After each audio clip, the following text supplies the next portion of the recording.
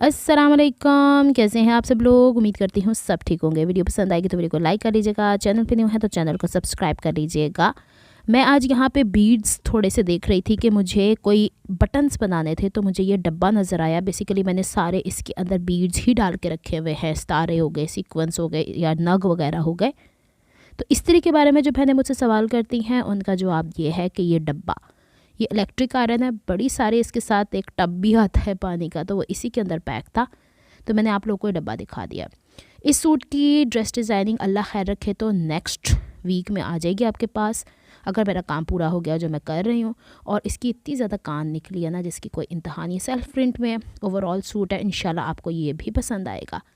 चटापटी मैंने आप लोगों को ड्रेसिंग मीडिया पे बनाना बताया हुआ है। अब इसकी स्लीव्स डिज़ाइनिंग बाकी है। अब एक ही दिन स्कूल का रह गया, वो होता है तो फिर 10 दिन तो मेरे पास है। मैं कुछ ना कुछ तो आप लोगों से अच्छा मज़ीद शेयर करने की कोशिश करूँगी। ये वाली कुर्ती आप लोगों ने स्टिचिंग के हवाले से ड्रेसिंग मीडिया के ऊपर देखी हुई है। इसके नेक लाइन के ऊपर चूँकि एम्ब्रॉयडरी हुई थी तो मैंने मुनासिब नहीं समझा कि इसकी काटापिटी करके दोबारा से इसके अंदर पाइपिंग वगैरह इंसर्ट कर दी जाए, क्योंकि बहुत दफ़ा मैं वैसे ही मेथड शेयर कर चुकी थी। दूसरा ये कि इसके साइड चौकों के ऊपर मुझे काम करना था, यानी ओवरऑल फिटिंग के ऊपर, तो मैंने उसके ऊपर ज़्यादा फोकस किया। यहाँ पे तो मैंने लेस लगा दी थी, लेकिन यहाँ पे तलाश करने की कोशिश की जा रही थी कहीं से तो वाइट कलर मिल जाए कि मैं अगर इसके साथ पर्ल्स के बीड्स को अटैच करने की कोशिश करूँ तो उसकी लुक खूबसूरत आए। क्योंकि आप इसकी एम्ब्रॉयडरी देख रहे हैं सेंटर पैनल के ऊपर तो ग्रे ही कलर की है, तो अचानक से मैंने जब इसके दुपट्टे पर नज़र दौड़ाई तो मिल गया मुझे वाइट कलर। इट मीन्स अगर मैं वाइट बीड्स के साथ कोई काम करती हूँ तो कोई औखा नहीं लगेगा। चलें जी काम को स्टार्ट करते हैं। अब यहाँ पे हम लोगों ने बनाना है, इसको आप टैसल कह सकते हो, बटन कह सकते हो, दुपट्टे के पल्लुओं पे भी लगा सकते हो। तो ये जो एक पैटर्न है ना, ये तकरीबन क्या ही समझे 1.25 इंच की लंबाई पे और तकरीबन 1.25 इंच की चौड़ाई के ऊपर ये केरी सी बनी हुई है। तो मैंने क्या किया कि इस पैटर्न के इर्द गिर्द हाफ इंच का मार्जिन रखने के बाद इसको कट कर लिया।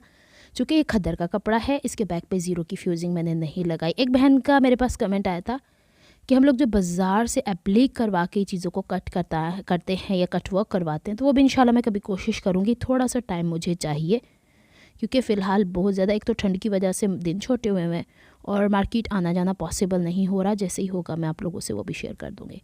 अब एक पैटर्न तो मैंने कट कर लिया था, उसी को मैंने दूसरे पे रख के, लाइट आ रही होती है ना, बल्ब वगैरह जल रहे होते हैं, उसकी रोशनी में मैंने देखा कि किनारे से किनारे जो इसके आप एजेस देख रहे हो डार्क ग्रे कलर के, वैसे के मुताबिक ही ये कट हो जाए। फिर इसके बाद मैंने सुई धागा लिया। आप चाहें तो ये काम मशीन से भी कर सकते थे। तो मैंने क्या किया कि इसके कच्चा टांका होता है जिससे पंजाबी पोला टांका भी कहीदा होता है, तो मैंने यहाँ से छोटा छोटा ये सीधा सीधा जो टांका होता है वो करना शुरू किया। नॉर्मल मैंने यहाँ पे नीडल ली है और डबल थ्रेड लिया है, थोड़े से एहतियात के साथ, क्योंकि खदर के कपड़े को अगर आप ओवर स्ट्रेच करते हो तो इसके धागे निकल के बाहर आ जाते हैं। जहाँ तक ऊपर तक कोना है वहाँ तक कोना लेके जाना है। और नीचे जो गुलाई है ना, उसमें मैंने तकरीबन 1 इंच का हिस्सा खुला रहने दिया था। इसे ओवरऑल मैंने पहले ही बैलेंस करके काटा है ताकि फ्रंट और बैक के ऊपर एक ही पैटर्न के मुताबिक ये केरी या जो डिज़ाइन है वो वैसा आ जाए। साथ साथ इसको बैलेंस करते जाना है क्योंकि इसमें स्ट्रेचिंग का अंदेशा रहेगा। यहाँ तक मैंने 1 इंच का इसका गैप नीचे, जहाँ देखें हमेशा कभी भी आपके पास ऐसा पैटर्न हो जहाँ पे चौड़ाई ज़्यादा होती है ना, वहाँ पे हम लोग इसका खुला मार्जिन छोड़ते हैं। और यहाँ से मैंने छोटे छोटे हल्के फुल्के कट्स लगाए थे क्योंकि ये गुलाई का हिस्सा है, तो फिर इसको जब हम पलटेंगे तो ये पलटना मुश्किल हो जाएगा। तो अब जनाब इसे हम थोड़ी सी दिक्कत के साथ पलटने की कोशिश करते हैं क्योंकि काफ़ी छोटा पीस था और हमारे हाथ थोड़े जो होते हैं ना वो बड़े होते हैं इसकी मुनासबत से। तो कोई नोकीली चीज़ लेके इसकी नोक निकालने की कोशिश की थी, ऊपर से चूँकि ये पॉइंटी था और ये देखें जनाब इस तरीके से कुछ बन गया। अच्छा, जो हिस्से मैंने अब खुले छोड़े ना उसमें मैंने कट नहीं लगाए, उसको ऐसे रहने दिया है। यह है पॉलिएस्टर, आराम से बाज़ार से मिल जाता है। इसके पहले छोटे से पोर्शन को चिमटी की मदद से मैंने इसमें धंसाने की कोशिश की है। इसे थोड़ा सा तकिया नुमा, थोड़ा फूला फूला बनाना चाह रही थी, इसलिए पॉलिएस्टर लगाया। अगर आप इसे सीधा सीधा बनाना चाहती हैं ना तो इसके बैक पे पहले आपको मर्दाना बुकरम लगानी थी, फिर उसके बाद उसके हिसाब से पलटते। लेकिन इतने छोटे पीस में जब आप पलटेंगे ना तो वो पलटना मुश्किल होता है। वो भी मेथड कभी मैं आपसे शेयर कर दूंगी कि उसके किनारे कैसे खूबसूरत बनाए जाएँ। तो कभी मौका मिला तो इंशाल्लाह कोई ऐसा पैटर्न तो मैं आपसे शेयर करूँगी। अब यहाँ पे इसके जो किनारे हैं उसको मैंने UHU की मदद से अंदर की तरफ धंसा के और फिर इसके ऊपर यूँ पेस्ट कर डाला इस तरीके से। और फिर इसको हम लोगों ने अभी खुला छोड़ना है, इसके ऊपर टांके लगाने की कोशिश नहीं करनी। ये है हमारे पास पोत के मोती। पोत के मोती कहें तो बिल्कुल बारीक सीड बीड जिसे कहा जाता है।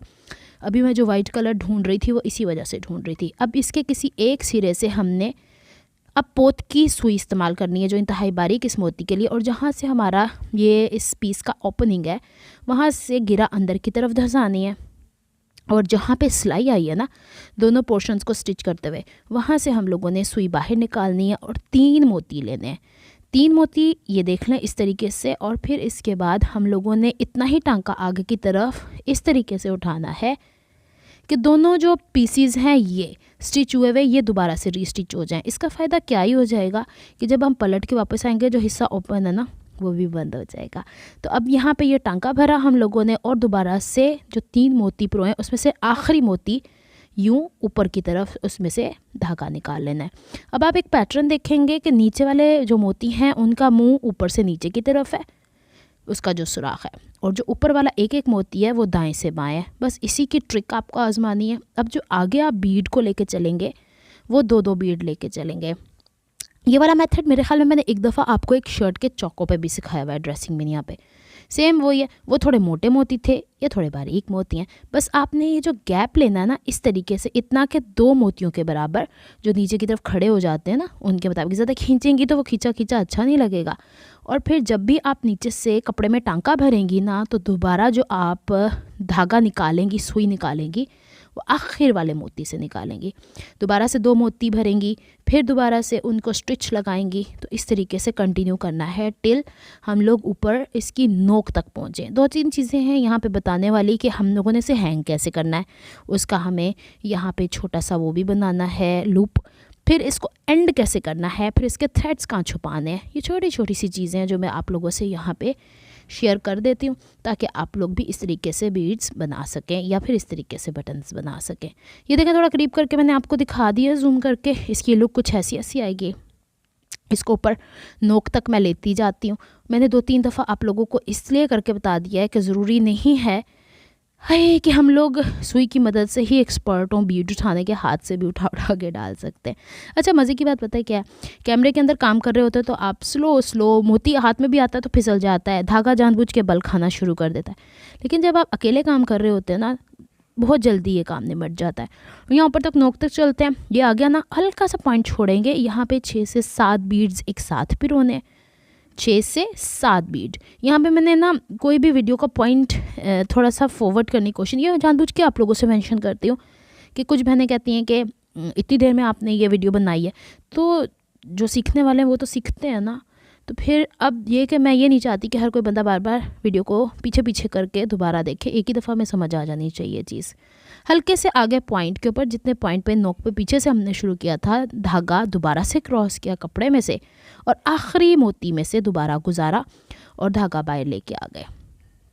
यहाँ पे दोबारा अब एक मोती तो पहले ही मौजूद है तो आगे आप 2 मोती पिरोगे, ठीक है ना।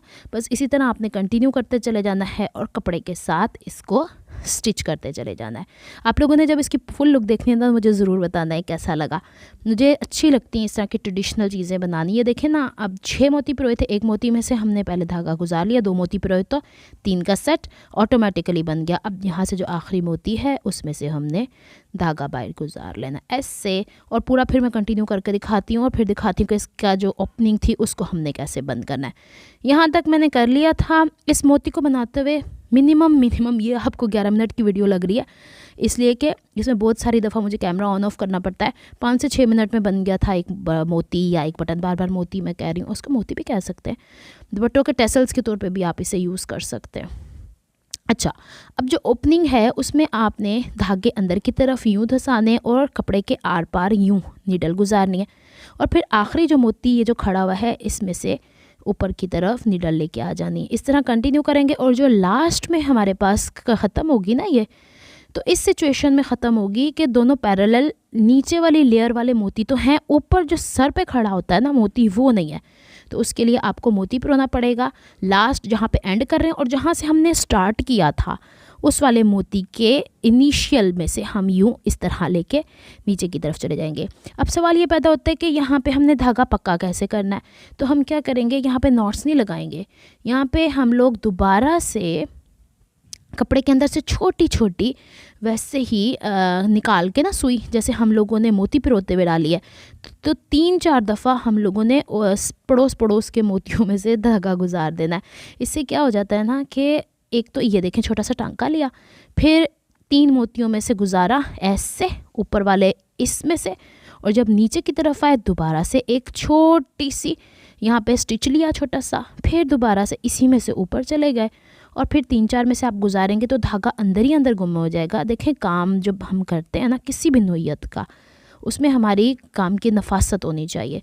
ये देखें यहाँ तक हो गया था, मुझे थोड़ा अधूरा लगा तो मैंने क्या किया कि सिंगल धागा लिया, दोबारा से पोत की सुई ली और बिल्कुल साइड से बारीक सी एक नॉट लगा के साइड से स्टार्ट किया, ताकि इसका जो गिरा विरा है ना वो साइड पे मोतियों के साथ ही एडजस्ट हो जाए। अब रैंडमली मैं एक पोत का मोती लूँगी, उसको इस तरीके से छोटा सा टांका लूँगी कि इसी कपड़े और नीचे जो पॉलिएस्टर है उसी के अंदर से गुजरे, नीचे वाला कपड़ा ना डिस्टर्ब हो, इस टांके में वो नहीं आना चाहिए। तो रैंडमली मैंने ना इधर उधर जैसे बिखरे हुए होते हैं वैसे इसको लगा दिया। और मज़े की बात बताऊँ, मैंने आपको दूसरी तरफ भी ये लगा दी, क्योंकि मेरा टेसल का सीधा उल्टा हिस्सा तो कुछ है ही नहीं, दोनों ही सीधे हैं ना, क्योंकि देखें हम बाजू के आगे लगाएं, दामन पे लगाएं, दुपट्टे के कॉर्नर्स पे लगाएं तो दोनों तरफ ही दिखेंगे ना। कमीज़ के तो हम सामने इस तरह ही लगा सकते हैं। ये देखिए रैंडम लग गया ना, इससे थोड़ी सी जान आ गई इसके अंदर। मैंने इसको डली रखना था, चाहती तो सीक्वन भी लगा सकती थी, नहीं मुझे सीक्वन नहीं अच्छे लग रहे थे और वैसे भी ग्रे कलर के सीक्वन थे नहीं। इसको पक्का ऐसे ऐसे बीच बीच में से धागा ले जाके आखिर में कट कर देंगे। मिलती हूँ मैं आपसे नेक्स्ट व्लॉग में। अपना बहुत सारा ख्याल रखिएगा, बताइएगा कैसा लगा, ये है ना प्यारा सा। इसको कंप्लीट करती हूँ, फिर मैं आपको 2 ड्रेसेस की डिज़ाइनिंग शेयर करती हूँ। नेक्स्ट व्लॉग तक के लिए रब रखा, फ़ी अमानिल्लाह, अल्लाह हाफ़िज़।